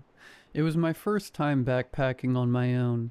I had been on a handful of trips before with friends, but I decided it was time to challenge myself. Besides, it's so hard to coordinate scheduling with everyone, and now half of my friends are married. I thought it would be easier to go alone. I decided to take Deadman's Loop, a trail local to my area. I was about 2 days into a 4-day trip when I saw her standing to the right in the tree line. Her clothes were tattered and she carried no pack. She was no hiker. The weirdest thing was her smile. Anywhere else it would have simply come off as polite, almost benign, but out here in the condition she was in was immediately unsettling. "Are you okay?" I asked her. She didn't say a word. She just kept smiling, then stepped towards me. I stepped back, but she kept coming. She reached her arms out towards me. I tripped back over a rock as she gripped my shirt, and it tore as I fell backwards into a small flowing creek. She stopped just short of the water. I stood up, my pants and the bottom of my pack now soaking wet. "What the hell is your problem, lady?" I stepped towards her, but something about her smile stopped me. It wasn't right. Then I noticed more figures in the trees behind her. More people, and they were smiling and just staring at me. I started to walk back and cross to the opposite side of the creek from them. None of them followed. I turned and started to run to put some distance between me and them. I ran so hard and so fast I was barely paying attention to what was in front of me when I almost ran into 2 more people walking on the trail. I barely stopped and they turned, startled, and my heart was racing. For a moment I thought it was more of them, but they were normal. They were a man and a woman who appeared close to me in age. I was actually relieved when I saw the upset looks on their faces. The man stepped between me and the woman and said, "Hey man, what's the matter with you?" I pointed back behind me trying to catch my breath. "There were people. They were smiling and they tried to attack me." "What the hell are you talking about?" "Kyle, maybe he needs help," the woman suggested. I hunched over and took a moment to catch my breath. "There are strange people in these woods. I saw them back before the creek. There's something wrong with them. I don't know how they all got out here." "Are you on something, man?" Kyle asked. "No, just listen. I think you might, or we might all be in danger." "I think you need to step back and leave us alone." The woman pointed her finger down the trail and asked, "Who is that?" I followed her hand and saw a man walk out onto the trail. I could see he had a slight grin on his face. He calmly set some kind of object down in the middle of the path, then disappeared back into the trees. We all slowly approached the object. Once we got closer, I could see it looked like a pair of eyeglasses. The woman gasped and hugged Kyle. "Jenny, what's wrong?" he asked. Jenny's voice quivered. "Those look like my old boyfriend's glasses." "Derek?" "Yes," she whispered. Then Kyle turned to me. "Is this some kind of prank, bro? How did your friend have Derek's glasses?" I sighed. I swear I don't know who that was or who Derek is. Why would I? "Derek's her late boyfriend," Kyle said. Just as he said that, a branch snapped at the tree line. Several more people with smiles were standing and staring at us. "Let's get out of here," Jenny pleaded. We began walking away from them. The couple reluctantly let me tag along with them. All I knew is I didn't want to be alone in that forest anymore. Eventually we all stopped to regroup and discuss a plan. Kyle spoke first. "Maybe we should head back the way we came. We don't know what's ahead of us." "And run back into those people? Besides, there's more of them on the other side of the creek. We're better off pushing forward. I assume you guys parked at the trailhead like me. If we just stick together and finish this loop, we can all get out of here." "Don't tell us what to do, man. We don't know you. Why should we let you come with us?" Jenny interjected. "He's right, and he should come with us. There's strength in numbers." Do either of you have any weapons? I asked. We may need them. Who knows what those people are capable of? I have some bear spray, Jenny said. I have my pocket knife, Kyle added. Then I lifted my coat to reveal a handgun. And I have my 9mm. Let's be ready for whatever happens. They eyed my gun but didn't say anything. Soon we were continuing on the trail. For some time we were silent. We didn't see any more of those people, and it almost felt like a normal hike again. The birds were singing, and there was a pleasant breeze blowing through the trees. I started to want to pretend we weren't in any danger. Eventually Jenny turned to me and said, Hey, I think I recognize you. Did you go to Grandview High? Weren't you on the baseball team? I smiled. I hadn't thought about that in some time. Why, yes I was. I pitched. Did you go there? We both did, but we're class of 19. You're a little older, right? Yeah, I graduated in 17. I didn't really have any friends in the younger grades besides my teammates. Kyle interjected. Baseball? That's kind of boring, isn't it? Some people think so, but I think it's fun. Babe, shut up. You know I love baseball. Jenny laughed. That doesn't make it any less boring. We all talked for a while, getting to know one another. We swapped stories about shared teachers, and Jenny asked me about the year we went to state. Kyle wasn't a very active participant in that part of the conversation. At some point we had to stop and make camp because the sun was starting to set and none of us wanted to take any risks getting lost in the woods at night. We found a nice flat spot that already had a built-up fire pit and plenty of firewood left by the previous people who passed through. I built a big, bright fire. I didn't know if it would ward anything off, but it comforted me. Soon we were sitting in silence, consuming our dinners. I finished off the contents of a MRE, while they ate some pork and beans. We watched the woods for faces, but there were none. I hoped that we were out of the territory of those things, but deep down, I knew this was just the beginning. After we finished eating, we set up our tents. I crawled inside and listened. Crickets chirped and owls hooted, but I still had a hard time falling asleep. My knife and my gun served me as welcome bedmates, as I eventually drifted off to sleep. I woke to the sound of tapping on the fabric of my tent. I instantly sat up. My heart was racing and adrenaline surged through my veins. I quickly began unzipping my sleeping bag, and just as I got a light on, something tore through the tent. I cut a hole in the fabric on the opposite side and quickly grabbed my gun as I rolled out. I held up the light and it crawled out of the hole I made. I stepped back and it stood and came right for me.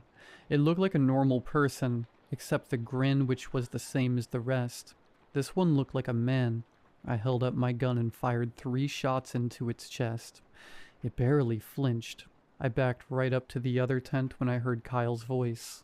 What the hell? He had finally peeked his head out of his tent. As soon as Kyle was present, that thing suddenly turned away from me and marched back into the forest. I shined my light around in the woods and it seemed like that was the only one around. For now, at least. I looked down at the gun shaking in my hand. It almost got me, I said. It came right through my tent. When I shot it, it acted like it was nothing. I heard Jenny whisper, How are we supposed to stop those things? We need to stick together. It turned tail the second Kyle came out of the tent. I spent the rest of the night in their tent. It was awkward and cramped, and Kyle kept his eyes on me, but nothing else bothered us.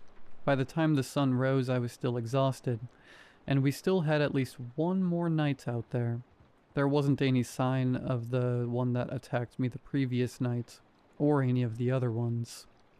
I didn't bother packing my tent as it was torn to shreds, and soon we were back on the trail again. We didn't bother with breakfast.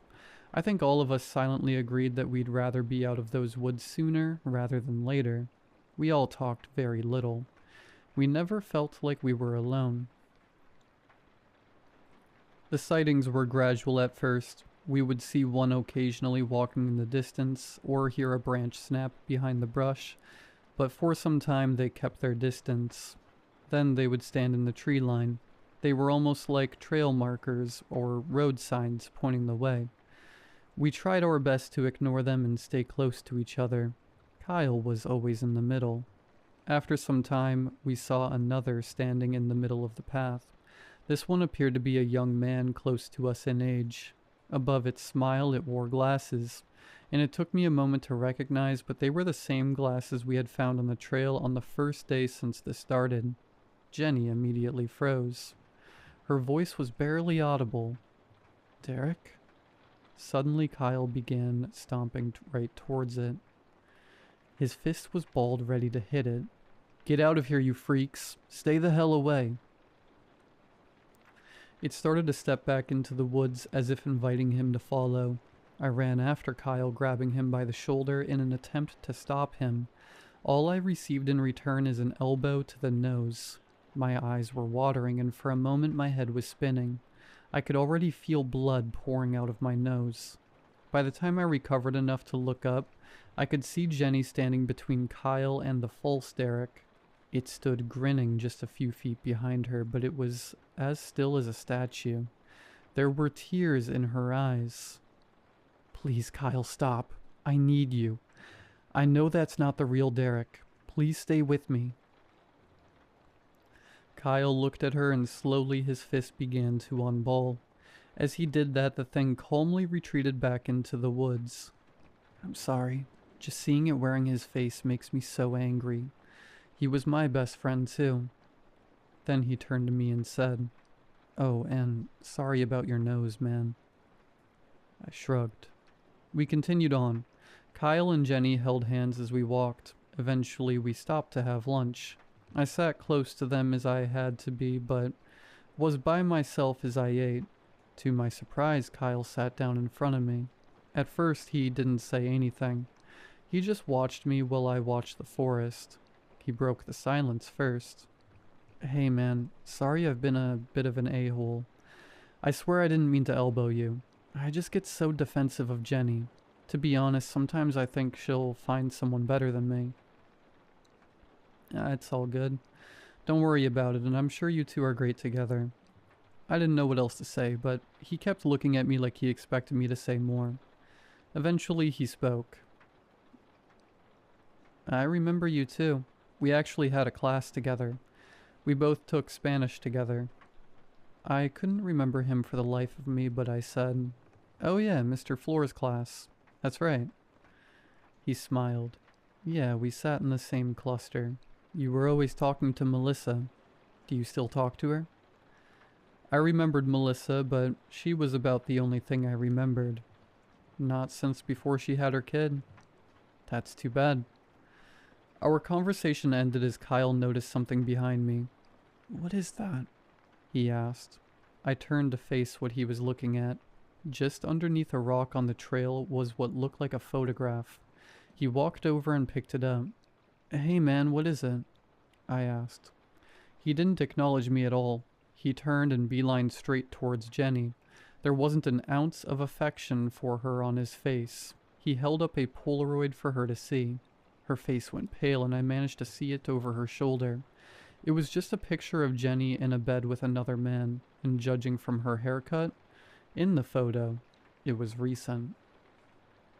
"I don't know how... That isn't real," she sputtered. Kyle's eyes were wide. "Don't lie to me.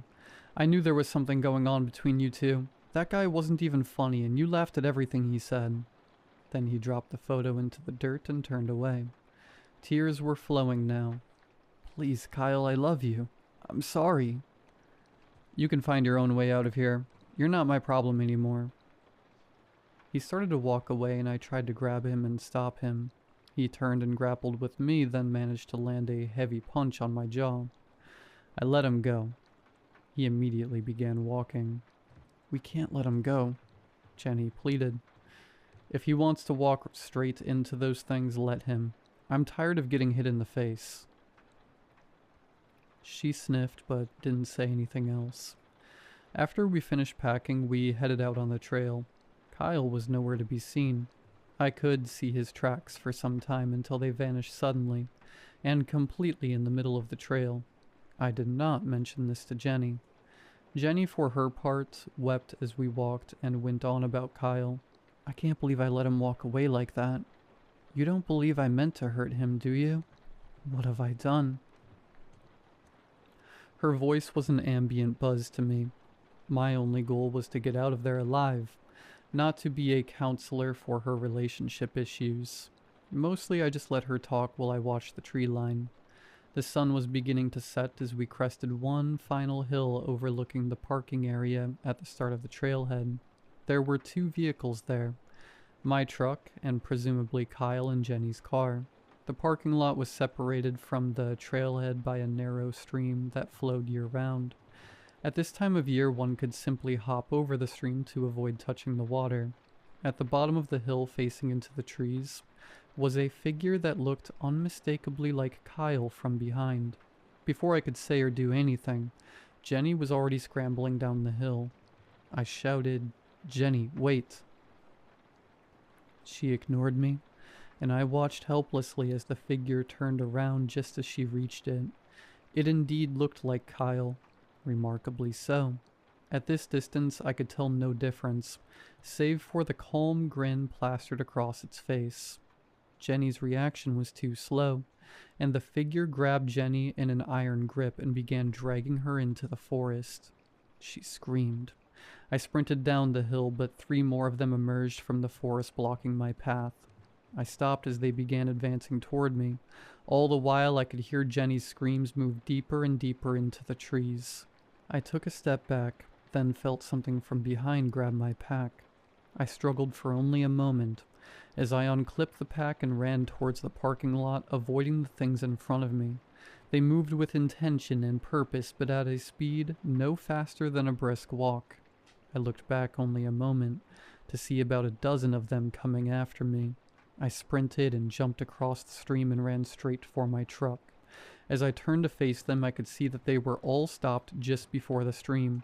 Not one of them took a step further. I could still hear Jenny's screams ringing in my ears, but there were too many. I got into my truck, and for a moment my stomach dropped as it struggled to turn over, but then the engine suddenly roared to life and I immediately peeled out onto the road. I didn't look back. I didn't slow down. I never stopped until I was out of those woods and back on pavement. I never told anyone in town what happened. Maybe I should have told the police, but I didn't see any point. I didn't think anyone would ever believe me, and I didn't want to be implicated in anything. I eventually heard about Kyle and Jenny's disappearance on the news. Their bodies were never found. I haven't been the same since. Every stranger's smile makes me shudder. I haven't been in the woods since, and I hate being alone. Worst of all, I see Kyle and Jenny's faces everywhere.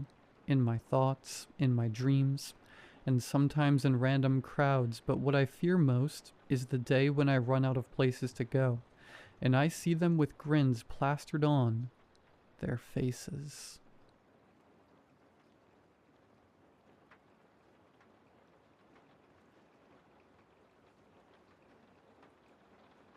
During my youth, I lived in a small town in Oklahoma named Panama. I stayed in a tiny, wooden house with my dad where the floorboards creaked and the house rattled with every step. Our house, like all of Panama, was surrounded by miles of forest with nothing else in sight. Every year, dozens of people go missing in that woody maze. During one summer, as I was laying in bed, my dad came in my room and told me to get out of the house for a while.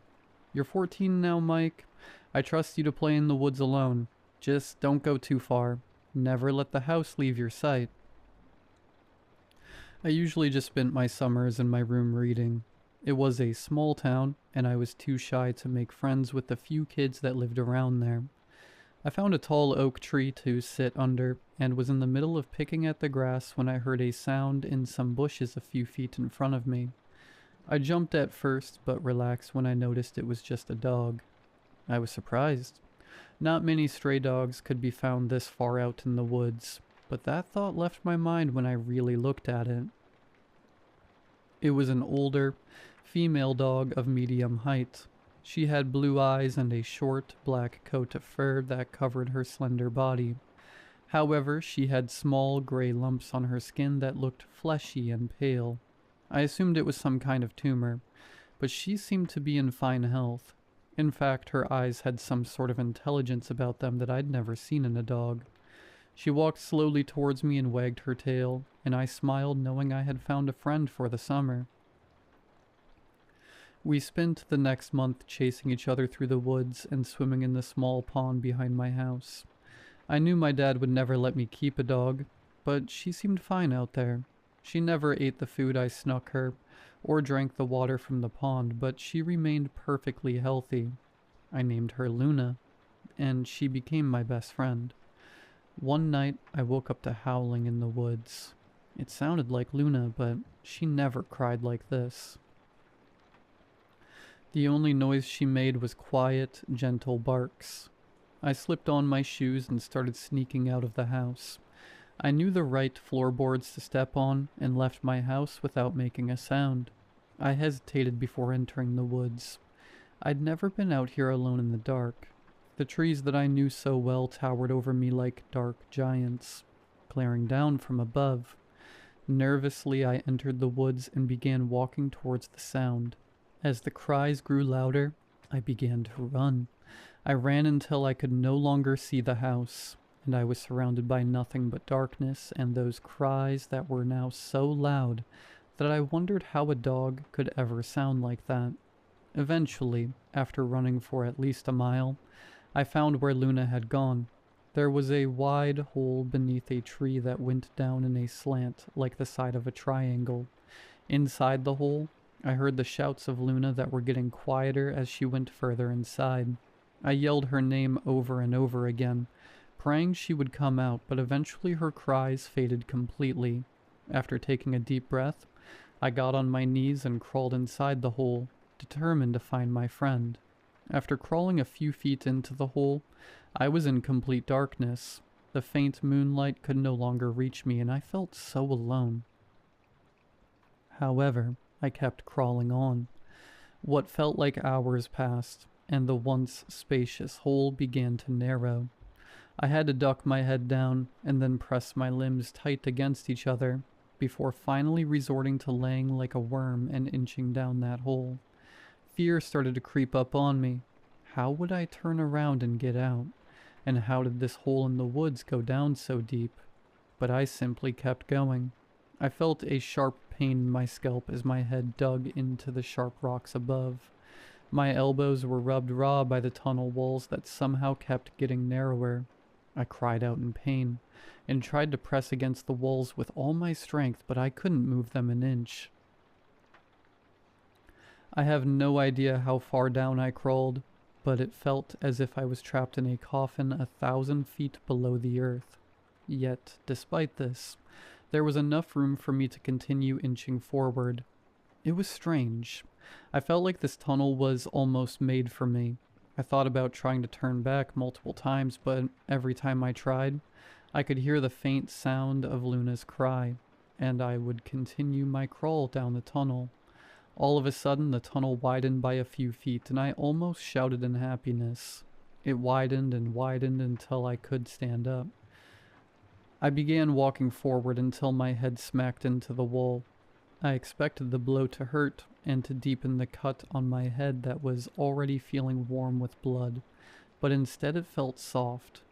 The wall was muddy and felt cool against my skin. Worried about Luna being trapped in a muddy prison, I pressed myself inside and walked forward, one step at a time. It felt like I was traveling through icy cold jello.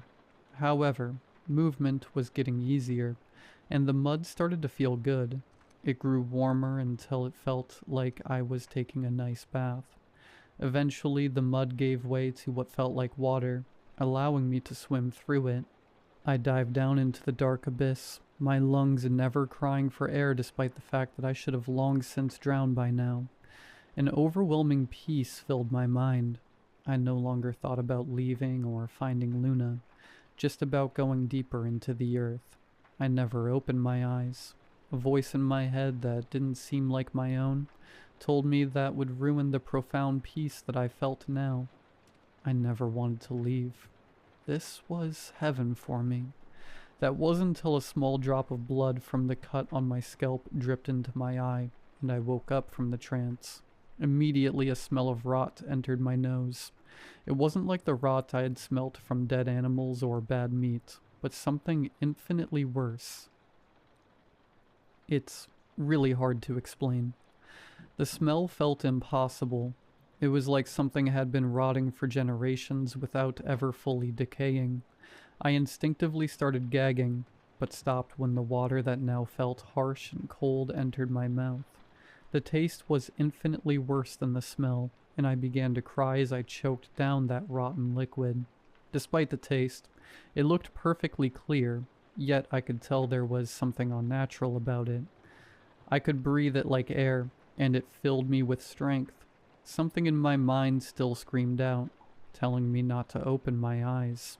It was like an interloper had hacked into my brain, but despite the protest, I looked up and opened them. The first thing I noticed was the eyes. Thousands of eyeballs stared at me.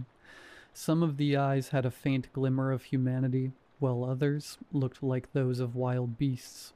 Gray, fleshy limbs spread across the walls like the roots of an ancient tree, branching outward in thin, twisted lines. Bodies had been stretched so tightly into the stone that their arms, legs, and torsos split away from one another. Where one body ended, another began. Their limbs molded together like they were made of clay. The thin bodies bent in every direction like creatures with no spine. But I knew that wasn't true because I could see bones protruding through the gray, tortured flesh. The limbs thrashed against each other, rotten teeth and unkempt nails attacking anything in sight, but nothing died. No matter how much they suffered, life never escaped those eyes. I felt a primal fear that I had never experienced before that moment. There are stories from mythology of impossible, terrifying creatures that could drive men to insanity just by looking at them.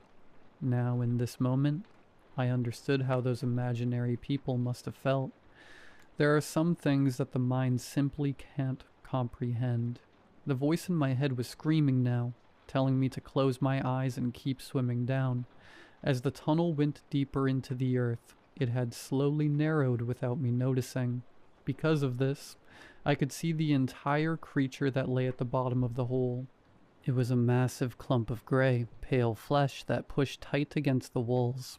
The sides of the creature were red and bloody, as if its massive body was forced into that small space. A sea of limbs covered the monster, and I saw a fleshy tentacle molding them into shapes before adding them to the wall. Sometimes it took a body down to rearrange it before putting it back, like a child playing with Play-Doh. However, its movement was confined to the edge of the wall, almost like it was part of the earth.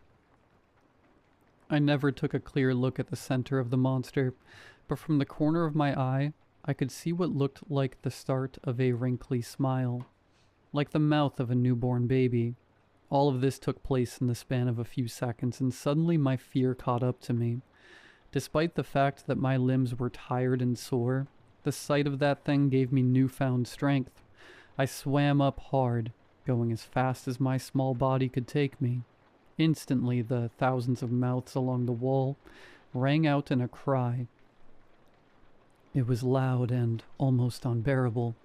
I could tell the creature was trying to sound desperate, to make me feel pity, but it couldn't hide the malice in its voice. As I swam, I heard thousands of different cries, but one stuck out in my mind. It was the bark of a dog. I looked around and noticed the figure of Luna, now taking her place against the wall. The gray spot that I thought was a tumor had overtaken her body, until I could barely see her jet black coat. I held in my tears and swam upwards. However, I didn't pay attention to how close I was getting to one of the tunnel walls. A gray hand grabbed onto my knee, and I barely fought it off before I continued swimming. Eventually, I found a tunnel that was different from mine. It was much bigger, and after some hours, I managed to climb back to the surface. Upon exiting the hole, I noticed the orange glow of the sunrise illuminating the woods. I collapsed on the ground and passed out for what had to be hours. When I woke up, I wandered the forest in an attempt to find my house. My clothes were soaked with mud and the weird water that filled the tunnel.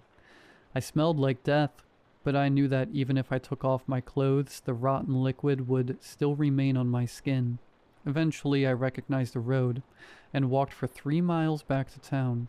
A police car noticed me and picked me up as my dad had already reported me missing that morning.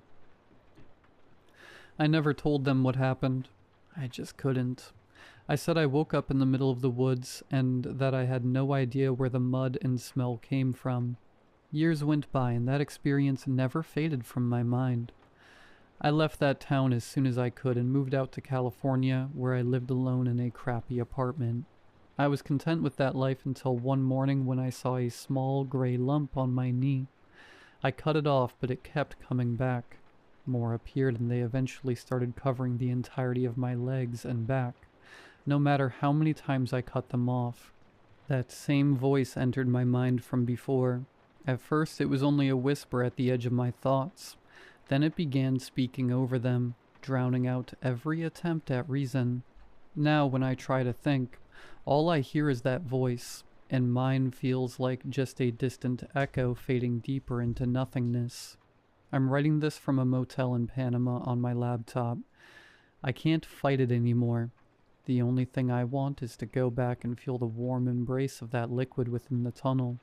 I'm ready to play with Luna again. It's been years, but I know she'll still be there. I still remember the route to my house, and I'm not waiting another second. I'm going now. I'll join the symphony of gray flesh as the newest root, and I hope Luna will be next to me. I'm going to post this online before I leave. Maybe someone will see it. Here's a final message to my readers.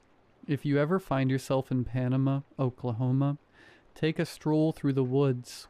The creature there will give you everlasting peace. Come see me and Luna. We'll be waiting.